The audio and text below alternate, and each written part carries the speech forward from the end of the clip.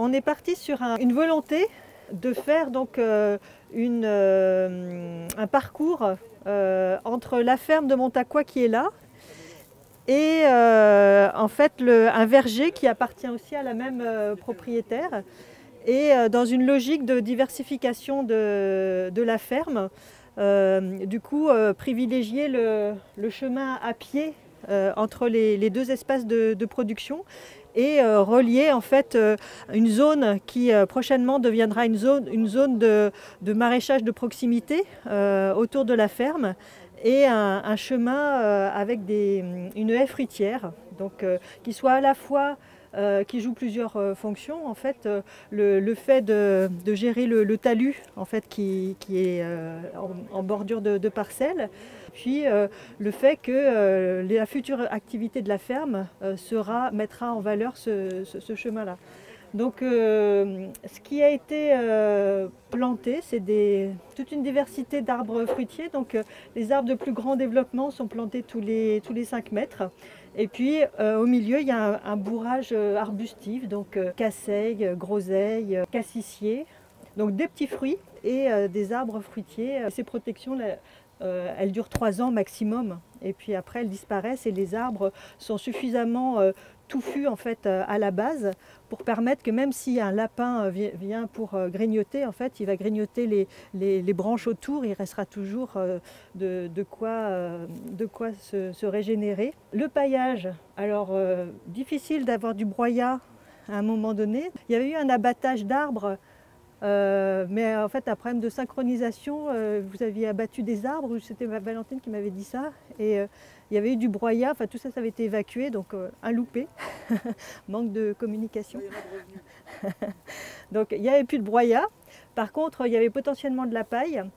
Ça n'a pas été si simple parce que justement ici on fait pas la paille elle est restituée au champ, donc l'exporter pour faire du paillage c'est autant qui ne va pas dans la parcelle, mais en tout cas c'est quand même le choix qui a été fait qui était le plus simple pour avoir un paillage peu coûteux, facile à installer, qu'il faudra certainement regarnir un peu cette année. Voilà, et puis pour les arbres de plus grand développement, donc une protection un peu plus sérieuse au cas où. Par rapport à la réglementation, quand on implante une haie comme ça, en fait il y a des distances à réserver par rapport aux limites de foncier. Donc quand on fait des haies qui font moins de 2 mètres de haut, on se met à 50 cm de la limite parcellaire, et puis quand ça dépasse 2 mètres de haut, il faut être à 2 mètres de la limite de propriété. Là en fait c'était le PLU qui a donné la règle, c'était 6 mètres par rapport à l'axe du chemin. Bon voilà, il faut faire attention à ça, c'est-à-dire que sinon on peut avoir des problèmes assez vite et être contraint d'arracher les arbres qu'on vient de planter s'ils sont pas mis au bon endroit. La chance qu'on a eue, c'est qu'on a planté très tard l'année dernière, on a planté fin mars. Et il a plu tellement au printemps qu'on n'a eu aucune mortalité. Donc ça c'est plutôt bien parce que c'est vrai qu'on était un peu inquiet par rapport à la période tardive de plantation, mais vu qu'une saison ne ressemble pas à l'autre, voilà, cette année à voir si les arbres qui vont être plantés en mars vont avoir autant de chance que ceux-là. Est-ce qu'un locataire pourrait se permettre de planter comme ça? Le locataire il peut se permettre s'il a l'autorisation du propriétaire. Après, quand vous partez, il y a une possibilité de valoriser en fin de bail en fait, la valeur ajoutée que vous avez apportée à la parcelle. Le paillage, ça a plusieurs fonctions. C'est pour gérer l'humidité. Donc c'est vrai qu'a priori, ça contrôle la concurrence et que les racines peuvent rester feignantes sous le paillage.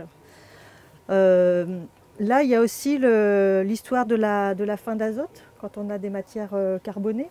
Donc voilà, entre la fin d'azote et l'humidité, on fait le pari que les racines elles vont quand même un peu explorer ce qui se passe en dessous, quoi. En général, c'est des plantations qui sont soignées, mais pas trop. Enfin, là, il y a des forestiers parmi nous.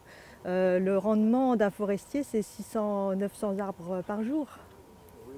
Voilà, donc quand on plante 900 arbres par jour, bon, c'est la stratégie du nombre, tous n'iront pas au bout, Là, il faut faire quand même un peu plus attention parce que tous sont des arbres, oui, parce que tous sont des arbres d'avenir. Du coup, le rôle de l'activité agricole, c'est plus que de la production en tant que telle, c'est aussi améliorer globalement le cadre de vie pour les habitants, en tout cas pour les préoccupations de cette exploitante, ce qui n'est pas le cas de tous les exploitants.